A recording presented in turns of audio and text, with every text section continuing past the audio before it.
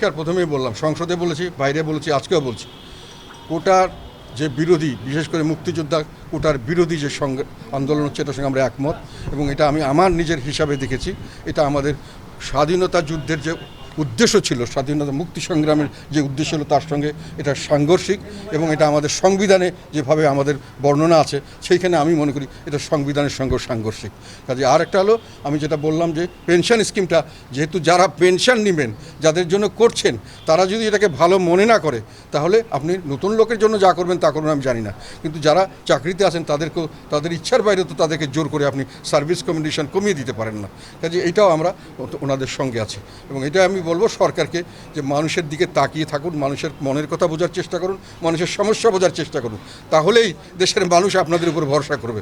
এখন দেশের মানুষ সরকারের উপর ভরসা করতে পারছে না, সরকার আস্থাহীনতায় ভুগছেন। আমি সংসদে এটাও বলেছিলাম যে সিঙ্গাপুরে আমি গেছি, বেতন কমিয়ে দিয়েছে বিশাল আকারের, কিন্তু একটা লোক না বলেনি, কেননা বলছে যে আমাদের সরকার করেছে, আমাদের ভালোর জন্য করেছে, ভবিষ্যতে আবার ভালো করবে হয়তো। এটা হলো সরকারের উপর আস্থা।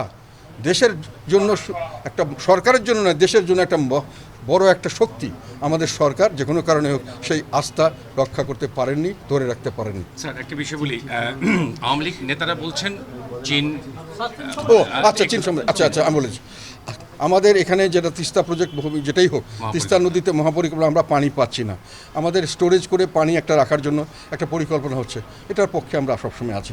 এটা কে এখন আমাদের দেশের কতগুলো, আমাদের নিজস্ব বিষয় নিয়ে আমরা এমনভাবে কতগুলো জটিল করে ফেলেছি যে মানে করতে গিয়ে এখন বিভিন্নভাবে আমরা বাইরের শক্তির কাছে অনেকটা পরনির্ভর। আমাদের সরকারকে দেখছি তারা জনগণের স্বার্থের চিন্তা না করে নিজেদের ক্ষমতা যাওয়ার চিন্তা করছেন বেশি। আমরা মনে করি যে এইগুলোর বাইরে গিয়ে দেশ ও জনগণের স্বার্থে যেটা করার দরকার সেটা করবেন, জনগণকে সাথে রাখেন, জনগণ আপনাদের সে ব্যাপারে সহযোগিতা করবে। যে যত লোন বিভিন্ন জায়গায় নেওয়া হচ্ছে, দরকার হলে যদি লোন নিতে হয়, এখানেও আমরা লোন নিয়ে করেন, এইসব প্রজেক্টে লোন নিলে তো সেটার জন্য সুফল আমরা সকলেই ভোগ করব। আর বড় বড় যেগুলো মেগা প্রজেক্ট করা হচ্ছে, সেগুলোর আমাদের দেশের লোক কতটুকু সুফল ভোগ করছে জানি না।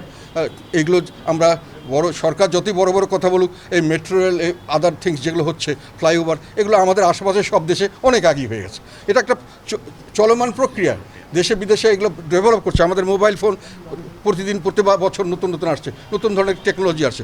এগুলো তো আমাদের সরকারের এখানে কোনো বাহাদুরিও নেই, কোনো খারাপও বলার নেই, ভালো বলার নেই। এটা স্বাভাবিক প্রক্রিয়ায় এগুলো আসবে এবং হবে। কিন্তু আমাদের দেখতে হবে কোনটাতে আমাদের জনগণ উপকৃত হবে। এইটা প্রজেক্টে আসলে জনগণ উপকৃত হবে, সরকারের উচিত এটাকে যে কোনোভাবে বাস্তবায়ন করা। সেটা আমাদের নিজস্ব অর্থায়নে করতে পারলে ভালো, নিজস্ব অর্থায়ন বলতে নিজস্ব লোন টোন করে বা আর যদি কারো দ্বারা কোনো ভালো সুযোগ সুবিধা পাওয়া যায়, সেটা তারা নিতে পারেন। আমাদের কথা হলো আমরা এই প্রজেক্টটা চাই।